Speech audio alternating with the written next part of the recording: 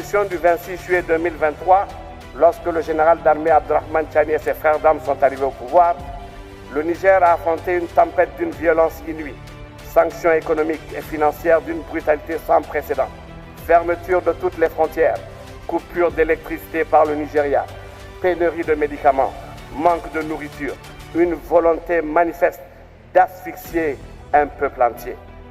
On voulait briser notre volonté, éteindre notre lumière, réduire au silence notre dignité.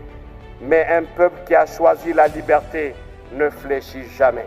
Nous avons tenu, nous avons résisté, nous avons avancé. Et c'est dans ces difficultés, c'est dans cette obscurité, une étoile a apparu, le Togo.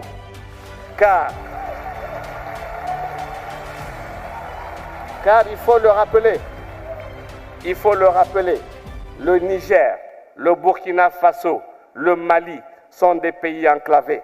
Oui, la Confédération des États du Sahel, AES, est une entité enclavée. Et ainsi, grâce à la vision panafricaniste du président Faure Gnassingbé, grâce à l'engagement du ministre des Affaires étrangères du Togo, le professeur Robert Doucet, le Niger et l'ensemble de l'AES ont trouvé ici un souffle vital, un passage stratégique, un soutien ferme et inébranlable. Ce geste n'était pas diplomatique, il était fraternel. Ce geste n'était pas circonstanciel, il était historique. Ce geste n'était pas symbolique, il était essentiel. Aucun Malien, aucun Burkinabé, aucun Nigérien ne peut et ne doit oublier le soutien ferme, constant, courageux du Togo lorsque nos pays étaient injustement harcelés par la CEDEAO et certains pays. Cette attitude de dignité, de loyauté africaine et de clairvoyance politique restera gravée dans nos mémoires comme un acte de fraternité authentique entre pays frères. Nous sommes profondément reconnaissants.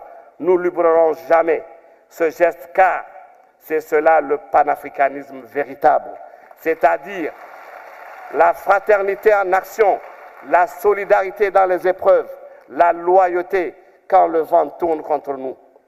Excellences, Monsieur le Président de l'Assemblée nationale, représentant le Président du Conseil, Mesdames et Messieurs, distingués invités, très chers panafricanistes, permettez-moi également de rappeler ici une vérité de grande portée politique.